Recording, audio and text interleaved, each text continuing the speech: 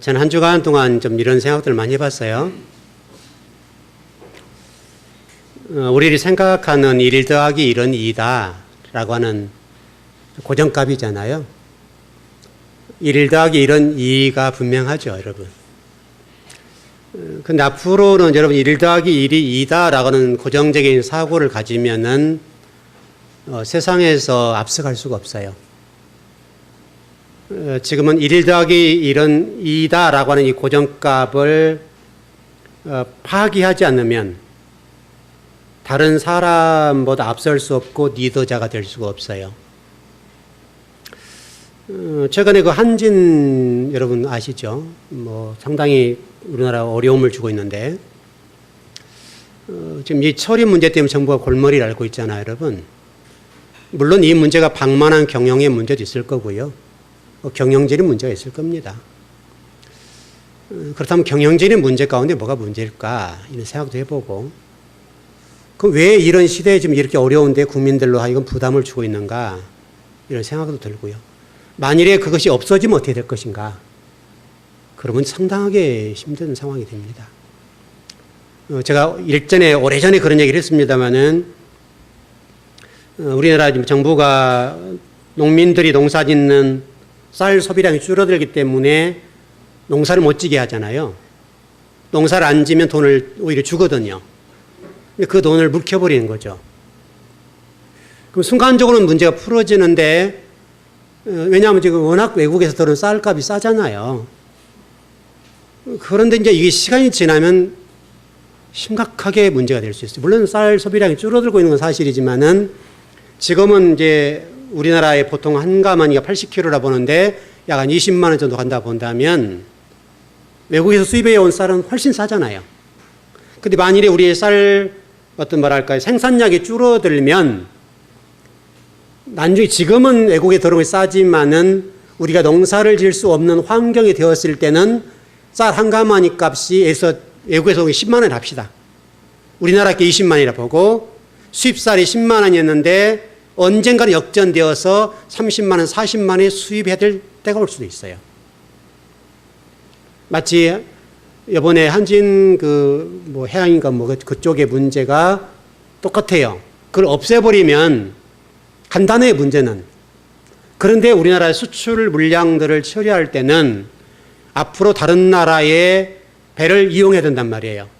그럼 지금은 다른 나라와 경쟁을 하기 때문에 그래서 많은 물건을 이렇게 수송을 해준다고 보는데, 근데 만일 우리가 그것을 전혀 없다고 본다면 만일에 수송할 것이 앞으로 10만 원을 줘야 수송할 때가 올 수 있어요. 그러니까 이 정부가 그걸 함부로 못하는 거죠. 바로 이제 그렇다고 한다면 왜 이런 문제가 발생했는가 하면 바로 1 더하기 1은 2다라고 하는 고정값 때문에 그래요. 이 문제가 우리를 지배해요. 이게 우리가 보편적인 상식이잖아요, 여러분. 1 더하기 1은 2인 것은 분명히 안단 말이에요. 그러니까 여러분 이것을 가지고 살아가면 보편적인 사고는 될 수 있을지 모르지만은 앞으로 살아가는 데는 문제가 있어요. 왜냐하면 여러분 그룹들을 잘 보세요. 지금 우리나라의 대기업들도 막 무너지는 경우도 있잖아요. 그런 것들이 있기 때문에 대기업들 가운데 무너지지 않기 위해서 또 자신들이 가지고 있는 것들을 더 발전시키기 위해서 얼마나 몸부림을 치는지 몰라요. 그런 기업들은 살아남아요. 그런 기업들은 살아남는데 항상 고정값을 가지고 있는 기업들은 무너질 수밖에 없어요. 여러분도 똑같아요, 여러분. 여러분들도 1 더하기 1은 2다라고 하는 생각을 항상 가지고 있으면 발전할 수 없어요. 1 더하기 1은 2도 될 수 있지만 3도 될 수 있고 10도 될 수가 있어요. 생각에 따라서요. 그러니까 우리가 가지고 있는 생각이라고 하는 것이 항상 모든 사람이 생각하는 그게 옳다라고 하는 이것들이 옳을 수는 있지만은 앞서는 못 가요. 앞으로 시대가 가면 갈수록요, 발상의 전환이라고 볼 수 있겠죠. 고급적 용어로는 또 역발산 이런 것들 있잖아요. 이 부분이 우리에게 발휘되지 않는다면 다른 사람 리드할 수 없어요. 항상 뒤를 쫓아가요.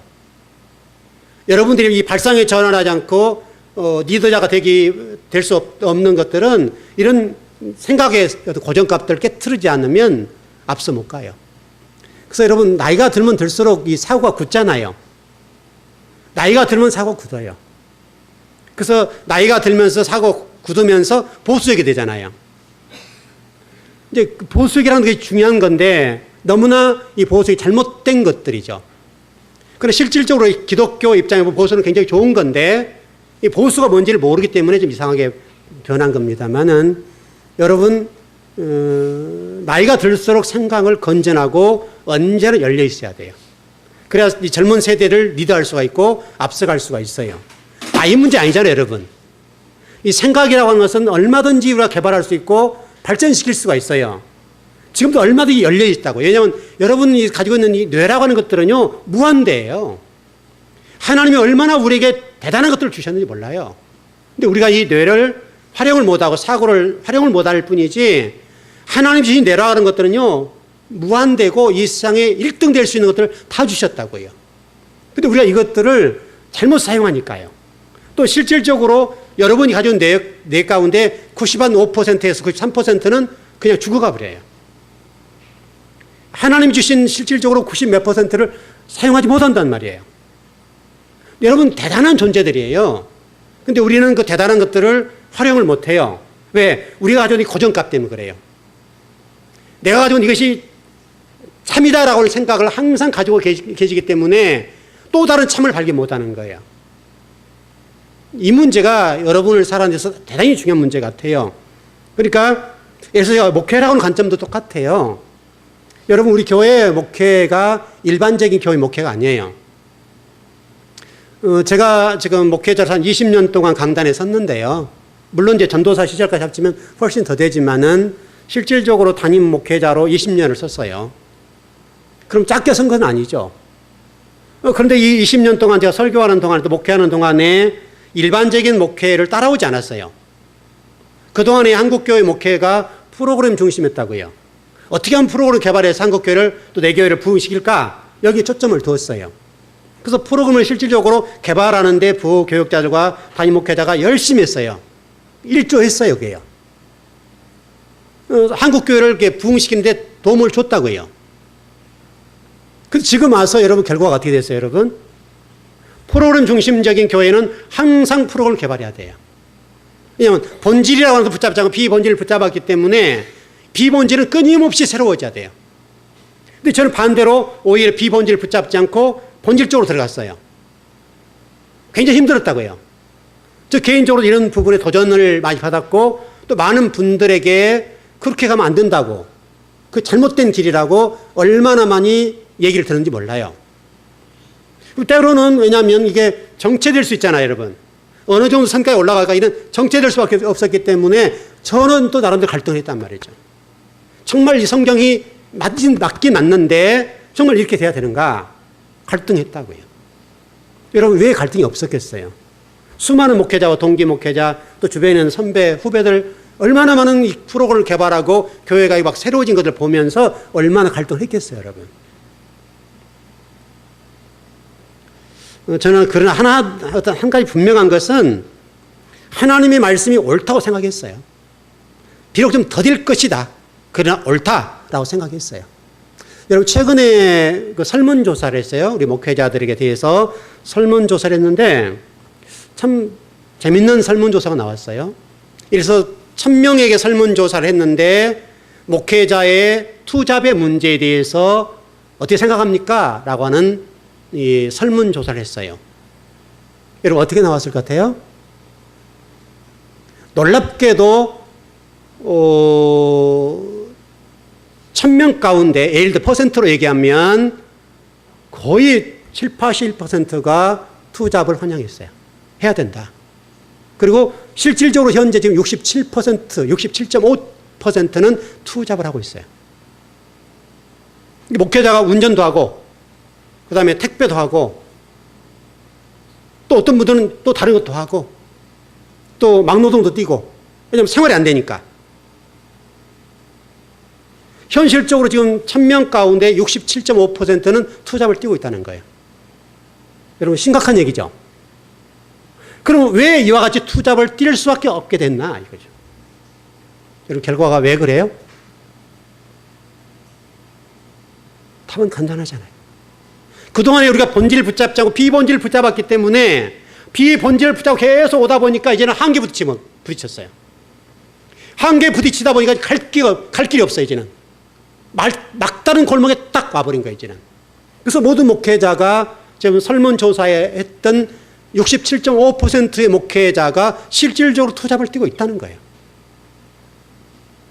그렇다고 한국교회의 미래가 어두워졌잖아요, 여러분. 왜 이와 같이 한국교회의 미래가 어두워졌냐고요. 그것은 그동안에 프로그램 중심, 어떻게 하면 교회의 숫자 늘리는 쪽에 초점을 모을까, 여기에 초점을 두었기 때문에 그렇다고요. 정말 성경을 목회자가 연구하고 강단의 진리 말씀을, 여러분 목회자는 하나님의 음성을 들려줘야 되잖아요. 여러분 그 일을 하기 위해서 서 있는 거 아니에요, 여러분? 그 일은 등하냐고 어떻게 하면 교회가 부흥되고 성도들이 잘 살까, 여기에 초점을 모으고 정말 그런 쪽에 초점을 모으다 보니까 한국 교회가 어느 순간은 잘 됐다고요. 또 되는 것처럼 보이고 또 살아 움직이는 것처럼 보이고 꿈틀거렸단 말이에요. 꿈틀거렸어요.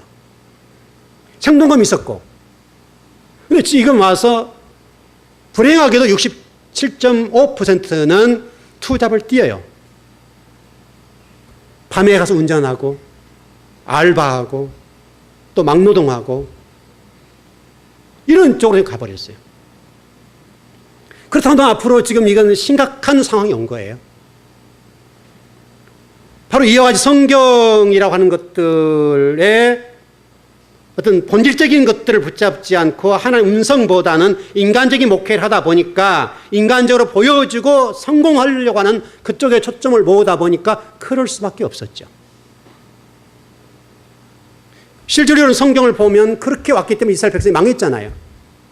바벨론 포로와 사사시대의 400년의 영적 암흑기, 또 바벨론 포로뿐만 아니라 디아스포라 2000년 동안 이스라엘 백성들이 왜 그런 곤욕을 당하고 개와 돼지처럼 그런 취급을 당했는지를 성경이 설명하고 있었다고요. 이스라엘 백성은 디아스포라, 바벨론 포로와 영적 암흑기, 또 말라기와 마태복음 사이에 이 영적 400년의 암흑기를 거쳤던 원인이 뭐냐 이거예요. 그 원인은 비본질을 붙잡아서 그랬어요. 성경이 우리 답을 주고 있는데 우리는 성경의 답을 등한시하고 인간적으로 어떻게 하면 교회를 세워볼 것인가 몸부림친 결과가 이런 결과를 낳았어요. 실질적으로 지금 우리 한국교회 80%가 자립이 안 돼요. 그럼 자립 안 되는 그 교회들 가운데 67.5%의 목회자는 투잡을 뛰어야 살 수 있다는 거잖아요. 생계를 걱정할 만큼 그런 상황이 됐단 말이죠. 심각한 얘기예요, 여러분. 이게 성도들이 일하는 것은 뭐 당연한 거겠지만 목회자가 강단에 진리를 전하고 기도해야 될 목회자가 투잡을 뛰어야 될 만큼 상황이 악화됐다고 하는 것은 심각한 문제인 거예요.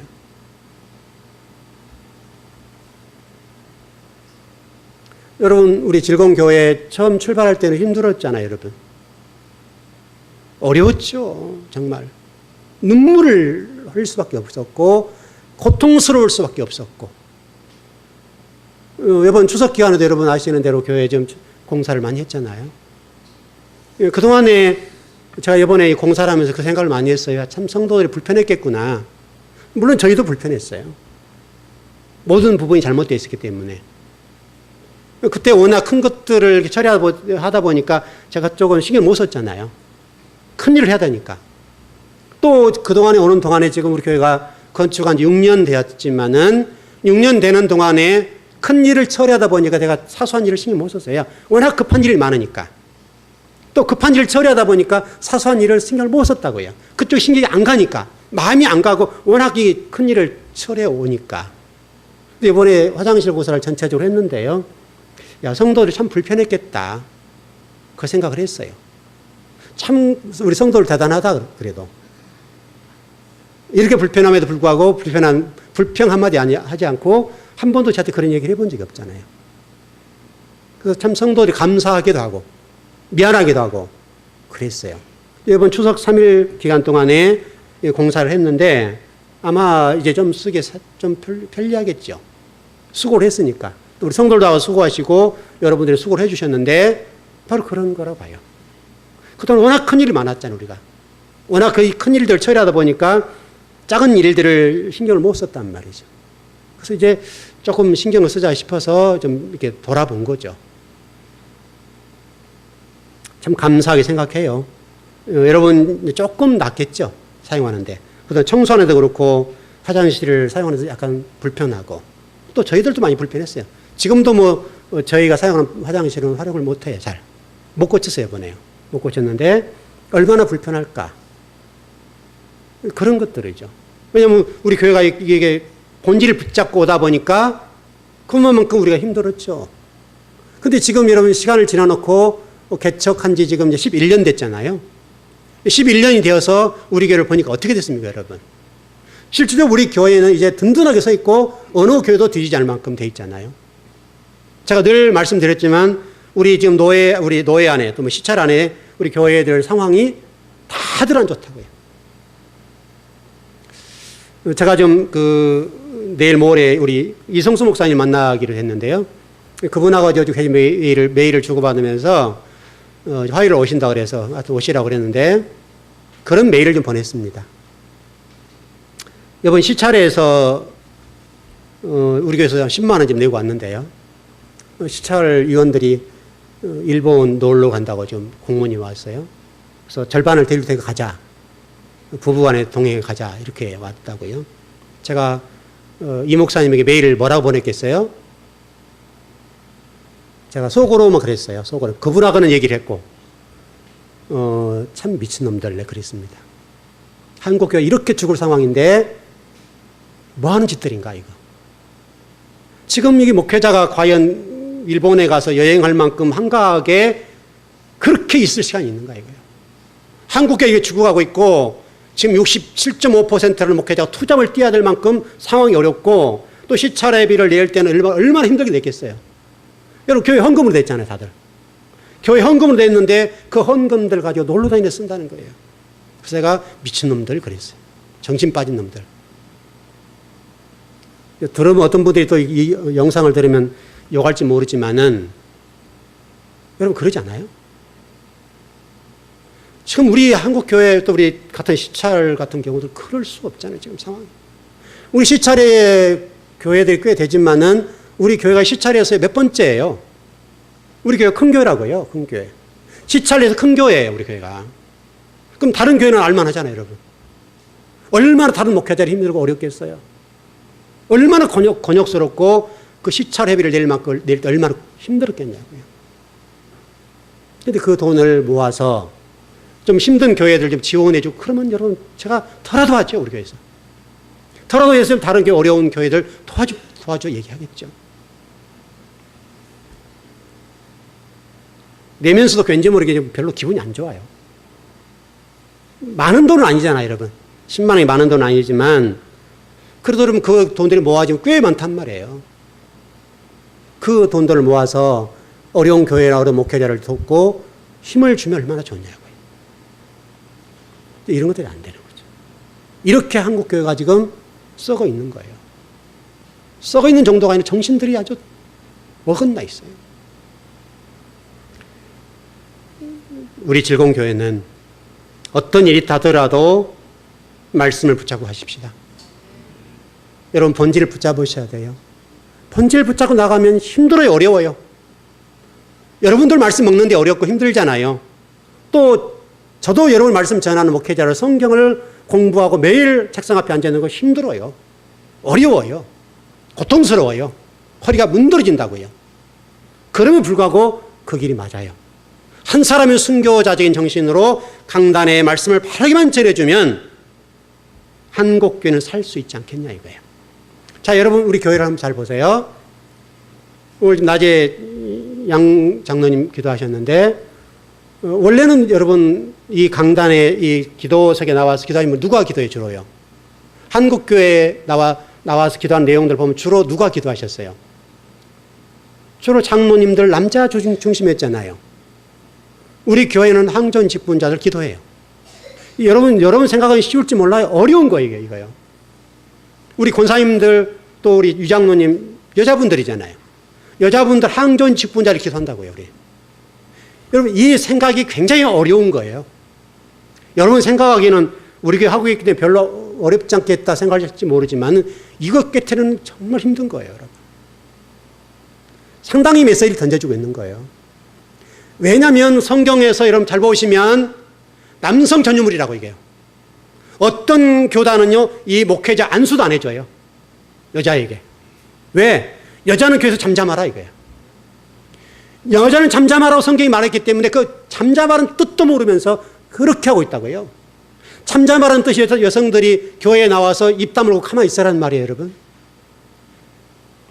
성경을 그렇게 해서 아주 인수격이에요, 해석을 그렇게 해요. 그러고 강단에 목회자 안수하는 건 뭐 두 번째고 강단에 기도도 못해요. 안 된다고요, 여러분. 지금까지 여러분 여성 안수가 안 되는 교단이 있어요. 근데 여러분 우리나라 여성들 가운데도 얼마나 멋있게 목회하는 분이 많아요. 정말 하나님께서 그렇게 하실까요, 여러분? 이런 사고는 성경을 보는 관점의 문제 때문에 그래요. 여러분 이스라엘 백성들이 애굽에 나올 때 몇 명 나왔어요? 약 60만 명 나왔잖아요. 그 숫자가 누구 중심이에요? 남자 중심이잖아요, 남자 중심. 이 문제를 어떻게 풀 것이냐 문제예요. 우리가 60만 명이 나왔다는 말은 여자는 숫자에도 포함도 안 됐어요.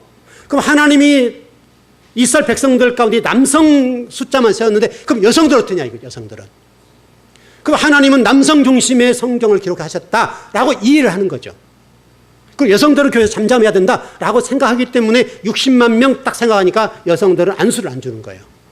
기도하는 건 두 번 말도 할 거 없고요. 이게 성경을 보는 관점의 문제 때문에 그래요.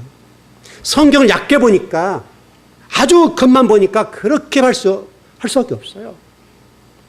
여러분 하나님께서 남성 중심으로 60만 명이라고 한 것은 왜 그럴까요, 여러분? 이게 성경을 보는 관점이에요. 출애굽기, 민수기, 요한계시록 성경 곳곳에 남성 중심으로 기록해놨어요. 그 왜 하나님은 성경을 기록할 때 남성 중심으로 기록해 놓으셨을까? 여러분 왜 그럴 것 같아요, 여러분? 하나님이 남자일까요?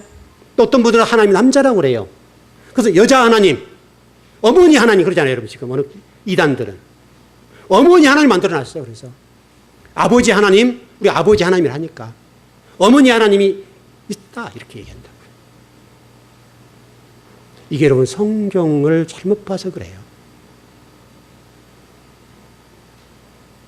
여러분 하나님은 남성이에요, 여성이에요? 여러분 이게 얼마나 이게 우스운 얘기인지 몰라요. 그래서 하나님 남성으로 생각한다고요. 그리고 하나님 남성이기 때문에 남자 중심으로 숫자를 세웠다 이렇게 보는 거죠. 여러분 남자 중심으로 숫자를 기록하는 목적이 뭘까요? 이유가 뭘까요? 이게 하나님이 저와 여러분을 바라보는 관점이에요. 바로 이 60만 명이라고 하는 것은 남자이기 때문이 아니라 하나님 영적 군사 얘기를 하는 거예요. 하나님의 영적 군사를 세우는 거예요. 60만 명이 나왔다는 말은 단순하게 이스라엘 백성 60만 명이 나왔다는 말이 아니라 하나님의 군대 그거 얘기하는 거예요. 하나님이 여러분 전쟁의 대장이시잖아요. 영적 전쟁을 위해서 하나님 나라를 세우는 60만 명의 군대를 얘기하는 거예요. 그것이 요한계시록은 14만 4천이라는 숫자로 등장하고요. 바로 우리 교회가 우리 장로님 기도하셨던 것처럼 일당백을 감당하는 교회. 여러분 그 얘기를 하고 있는 거예요. 그 얘기를. 근데 왜 이걸 숫자로 보냐고요. 숫자로. 그렇기 때문에 성경을 해석하는 관점이 남성 중심으로 해석해버리니까 여자는 교회 앞에서 잠잠해야 된다 이거죠. 실질적으로 여러분 교회에 일할 때 누가 많이 해요? 남자들은 나가 돈 벌잖아요, 여러분, 주로. 요즘 물론 여성분들도 나가 직장생활 하시는 분이 많습니다만은 실질적으로 그래도 여러분 남성보다는 여성들이 교회 일 많이 하잖아요. 그러면 여성들은 와서 교회에서 일하면 안 되잖아요. 일원 시키면서 왜 그런 권리를 안 주냐고.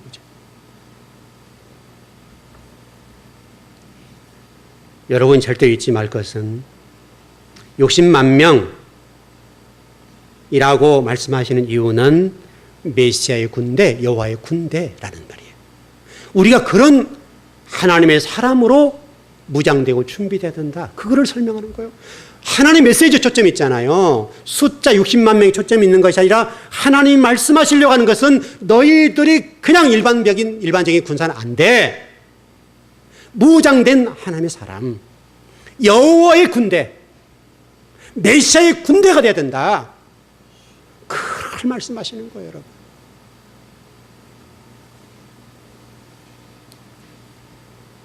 그러나 순서는 있어요. 성경에서 이 메시아 군대를 부르실 때에 로마서 1장 16절 말씀 보게 되면 이렇게 되어 있어요, 여러분. 내가 복음을 부끄러워하지 아니하노니 이 복음을 믿는 자에게 구원을 주신 하나님의 능력이 됨이라. 먼저는 유대인에게요, 그리고 헬라인에게로다. 중요한 거예요, 여러분. 이게 성경을 보는 관점이고 우리가 어떻게 살게 할 것인가. 이 주목할 부분이에요. 성경은 분명하게 첫 번째, 먼저는 유대인이요, 그 다음은 헬라인입니다. 이게 교회를 적용하는 문제, 여러분의 가정을 섬기는 문제, 아주 중요한 문제예요. 이 문제가 잘못되었기 때문에 이렇게 어려운 거예요. 로마서에서는 분명하게 유대인이 먼저고 그 다음에 헬라인이다 라고 설명했어요. 이 내용은 저와 여러분이 반드시 알아야 되고 이 부분은 분명하게 인지해야 돼요. 하나님 분명히 유대인을 먼저 부르셨습니다. 그 다음에 헬라인입니다.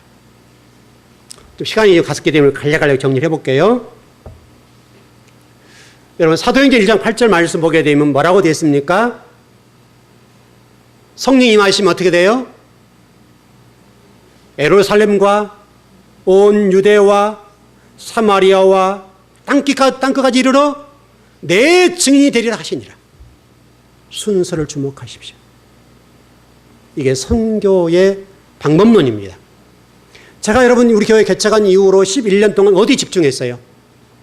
교회에 집중했어요? 밖에 집중했어요? 교회에 집중했어요. 이 문제 때문에 그래요. 이 문제 때문에. 우리 교회가 든든하게 서야 돼요. 우리 교회가 든든하게 서야 선교할 수 있어요. 우리 교회는 분명히 선교 지향적인 교회예요. 사람을 세우는 교회고 그 사람을 통해 하나님 나라를 세우겠다는 것이 우리 교회예요. 모토예요. 그래서 여러분 말씀을 먹인 거예요. 먼저는 여러분이에요. 제가 사적인 일이나 개인적인 어떤 사역을 위해서 외부로 나간 적이 있어요? 없어요? 단 한 번도 없어요. 사역을 위해서 제가 나가본 적이 없어요. 저도 그동안 성경 그 정도 공부했으면 밖에 나가서 교사할만 해요. 가르칠만 해요. 누구 앞에서도 성경 가르칠 수 있다고요. 그럼에도 불구하고 제가 외부 강사로 나가본 적이 없어요. 아마도 제가 이 즐거운 교회 개척한 이후로 외부 강사 나간 한 번이가 나갔을 거예요. 두 번 나갔네요. 두 번이 한 번이에요. 한 번. 여기 의정부에 있는 동기 목사님 말씀 사경회 때문에 제가 4일인가 나갔죠.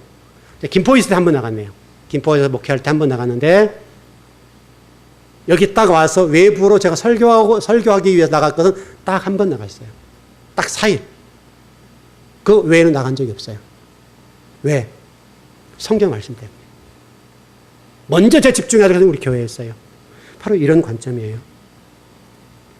그러나 여러분이 절대로 잊지 말 것은 여러분 가정도 똑같고 여러분 개인도 똑같습니다. 먼저 여러분 집중해야 될 것은 여러분 가정이고 교회입니다. 선교도 좋아요. 해야 됩니다. 그러나 선교하다 망한 교회들이 많아요. 아이러니예요. 분명히 선교해야 돼요. 그러나 선교 때문에 망한 교회도 있어요. 바로 이게 성경을 보는 관점 때문에 그래요. 자, 오늘 우리가 이 성경 말씀을 좀 보면서 분명히 인지해야 될 것 좀 정리해 보십시다. 자, 그동안에 지금 이 요한계시록 7장을요, 몇 주 동안 설교했잖아요. 오랫동안 설교했어요. 너무너무 중요하기 때문에. 그러나 지금까지 설교한 모든 내용들은 뭐냐면 서론이에요. 몇 주에 걸쳐 설교했던 내용들 서론에 불과해요. 그 정도로 7장이 중요해요. 자, 오늘 제가 7장 1절만 읽었어요. 원래 좀 뒷부분 나가려고 했다가 다시 1절부터 공부를 하는 건데 한 절 한 절 풀어드리자 싶어서 오늘 1절만 읽었어요. 자, 오늘 1절을 여러분 한번 보십시다. 1절은 보세요. 한번 같이 한번 읽어보자고요. 예. 시작. 2일 후에 내가 내 천사가 땅 내 모퉁이에 선 것을 보니 땅의 사방의 바람을 붙잡아 바람으로 하여금 땅에나 바다에나 각종 나무에 불지 못하게 하더라. 여러분 뭔 말이에요 이게요? 뭔 말이에요 이게요? 이해되시나요? 뭔 말인지 이해 안 되시잖아요. 그렇죠. 이 말씀은 진노의 날에 관한 말씀인데 피할 수 있는 방법이 뭔가 하면 내 천사가 땅 사방을 붙잡고, 이 땅이라고 사각이라고 본다면 정사각형의 지구를 딱 붙잡고 있다 이 말이잖아요. 왜 붙잡았어요? 하나님의 심판을 피하도록. 그렇게 돼 있죠 여러분. 내 천사가 지구를 붙잡고 있다 이 말이에요. 그럼 왜 사방이고 왜 모퉁이인가 라고 하는 것들이에요. 동서남북을 붙잡았다는 얘기죠. 결국 창세기 1장을 풀어야 돼요. 1전에 여러분 수없이 제가 설명드렸어요. 창세기 1장에 천지 창조라고 볼 수 있는 7이라는 숫자, 이 숫자 3 더하기 4, 3 곱하기 4 이 문제가 여기 나와 있어요. 여러분 3 더하기 4는 7이라고 그랬죠. 언약이라고 말씀드렸고 3 곱하기 4는 12라고 말씀드렸어요. 이 부를 이제 설명하는 건데 이 내용이 성경에 그대로 다 적용돼요. 다시 설명하면 여러분 그 바울이 이런 얘기해요. 나는 삼층천 경험을 했다. 그랬죠 여러분? 그게 뭔 말이에요? 지성소, 성소, 성전들 그 얘기잖아요 여러분. 하늘 얘기잖아요. 그 얘기. 그러니까 창세기 1장 1절에서 1절 이하에 보면 첫째 날, 둘째 날, 셋째 날 이렇게 돼 있잖아요. 그 얘기를 하고 있는 거고 넷째, 다섯째, 여섯째, 일곱째 얘기를 하고 있는 거고 그 얘기를 하고 있는 것이 지금 이렇게 계시록에 딱 나와 있어요. 땅은 4라고 하는 것은 땅의 숫자고요. 그렇게 되어 있습니다. 3은 하늘의 숫자라고 그랬죠. 그렇게 좀 정리를 하면 될 것 같습니다. 자, 우리 이사야서 11장 12절 이하를 보십시다. 이사야서 11장 그 똑같은 얘기가 나와 있습니다.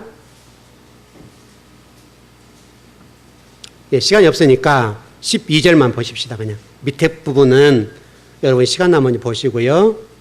이사야서 11장 12절입니다. 신앙의 원리를 설명해 놓은 건데요.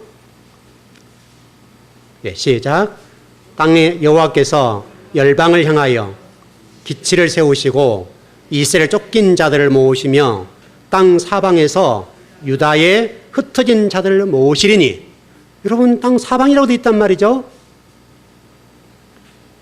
자, 계시록 20장 8절입니다.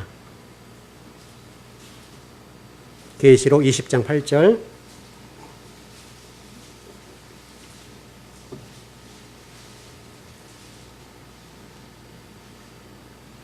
예, 계시록 20장 8절 시작. 나와서 땅의 사방 백성 곧 곡과 마곡을 미혹하고 모아 싸움을 붙이리니 그 수가 바다의 모래 같으리라. 여기도 그렇게 돼 있죠.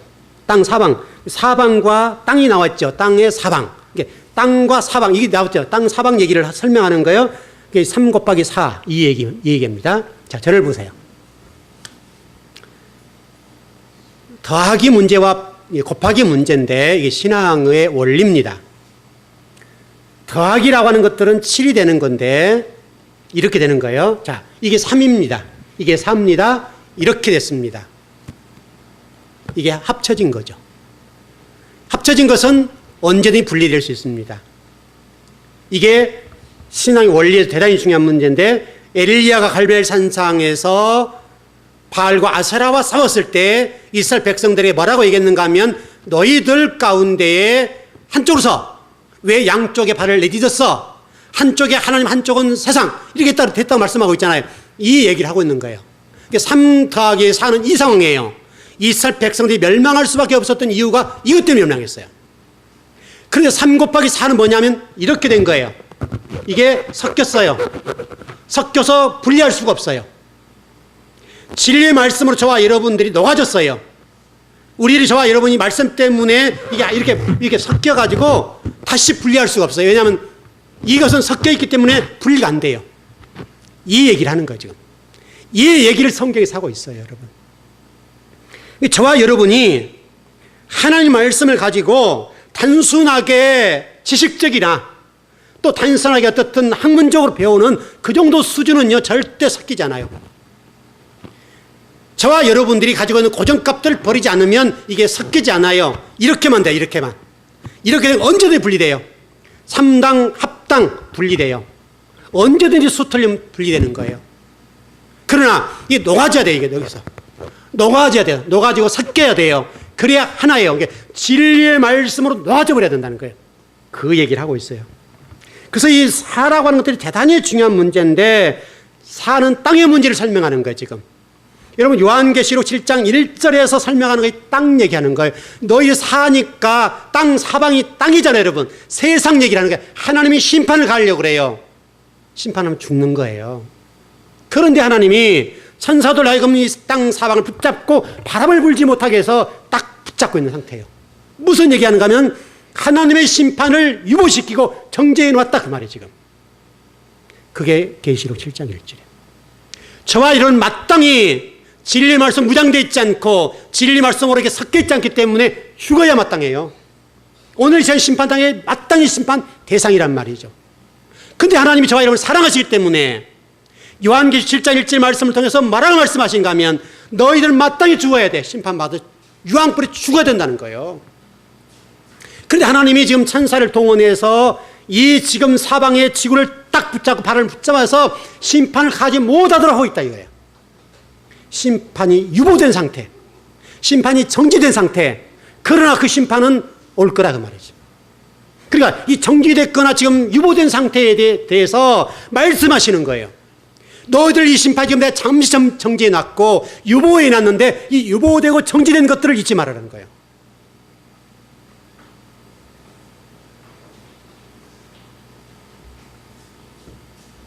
여러분, 이게 오늘 추석을 지내는 첫 번째 여러분이 주신 하나님 메시지예요.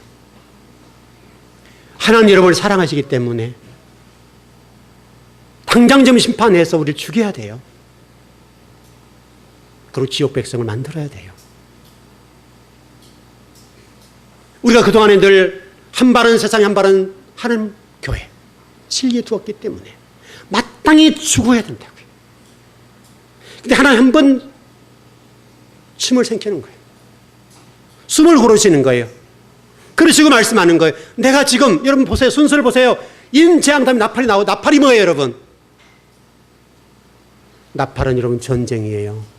순서를 보시게 되면 인재앙 다음에 나팔이 왔다는 말은 하나님의 전쟁, 하나님의 전쟁을 통해 죽이겠다는 거잖아요, 여러분. 그래서 여러분 민수기 10장 11절부터서 알렙이라는 단어가 쓰이면서 어떻게 하나님 전쟁하시잖아요. 이스라엘 백성이 광야에서 불평하고 원망하고 진리 말씀 무장될 때 어떻게 했어요? 하나님이 칼을 뽑아서 죽였어요. 그 상황이에요. 바로 그 직전 얘기예요. 민수기 10장 11절 이전 얘기라고요. 내가 지금 전쟁에 죽여야 돼요. 그러나 칼을 뽑았다가 집어넣은 상태. 그게 민수기 10장 10절 11절 이전 얘기. 내가 이렇게 뽑은 거예요. 뽑았다가 집어넣었다. 그러니까 과거 이스라엘 백성들이 광야에 있을 때 민수기 10장 11절 이후부터서 하나님이 칼을 뽑아서 죽였잖니. 그 상황 가지 말아라. 그 얘기를 하고 있어요.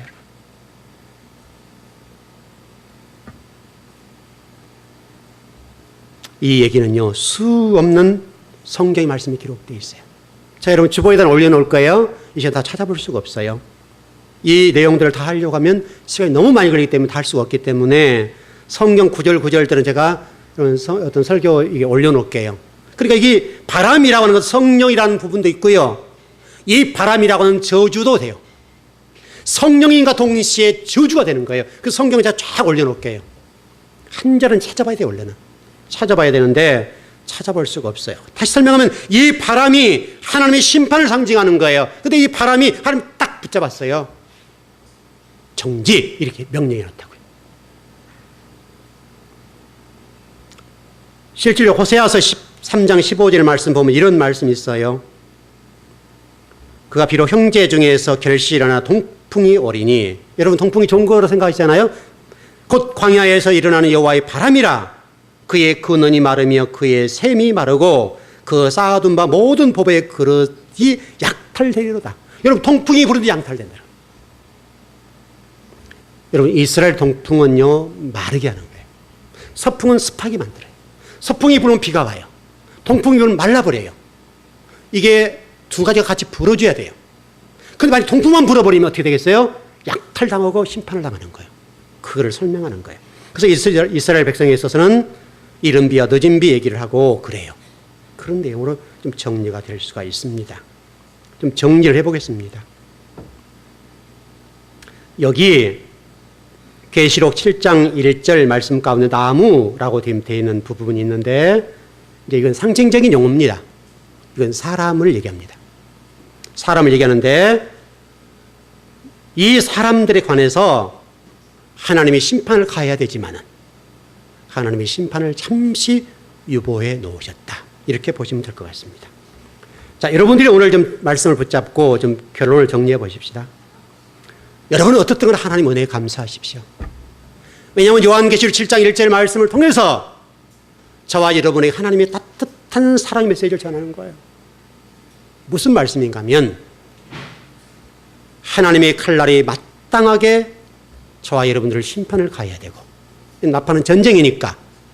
그런데 하나님 우리에게 지금 말씀하시는 거예요. 너희들이 여호와의 군대와 메시아의 군대가 될 때까지 내가 잠시 유보해 놓을게. 그 군대를 뽑아내겠다는 거예요. 많은 사람들 가운데 뽑아내어서 그 순간까지 유보해 놓겠다. 그럼 여러분들은 지금 불신에 달려야 돼요. 여호와의 군대에 소속될 수 있도록 그렇게 가셔야 됩니다. 바로 그 상황을 오늘 이 내용 가운데 설명해 놨습니다.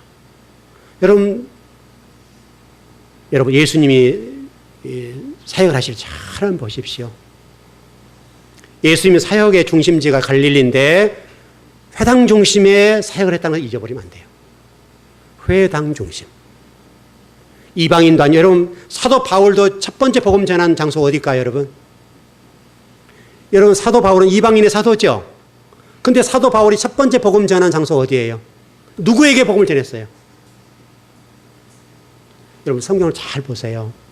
첫째는 유대인에게, 그 다음에 이방인. 이방인의 사도인데 하나님이 사도 바울에게 깨닫게 하신 거예요. 또 우리에게 메시지를 전해준 거예요.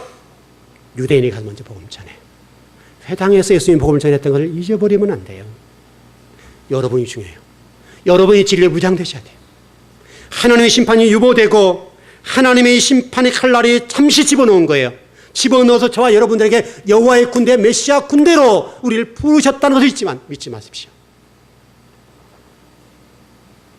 그 한 사람을 위해서 하나님이 숨을 고르시고 저와 여러분을 부르십니다. 우리 모두가 그 하나님의 군대가 되어서 하나님 마음을 기쁘게 드릴 수 있다면 좋겠습니다. 그럼 한국교회를 위해서 여러분 기도해 주시고 한국교회를 살려내는데 조석들이 되십시오. 여러분의 가정과 교회를 살리는 일에 조석이 되십시오. 본질을 붙잡으세요. 비록 더디고 힘들지라도 본질을 붙잡고 걸어가다 보면 아버지 앞에 언젠가는 할 말이 있을 때가 있을 겁니다. 그 날을 위해서 걸어가시고 그 주님께서 심판을 유보하시고 바람을 붙잡아서 심판을 멈춰놓으신 그 사실을 잊지 마시고 그 심판이 가하기 전에 저와 여러분은 여호와의 군대가 되어서 성경 가운데 하나님 나라를 세우는 일에 있어서 주역들이 되시길 바랍니다. 기도하겠습니다.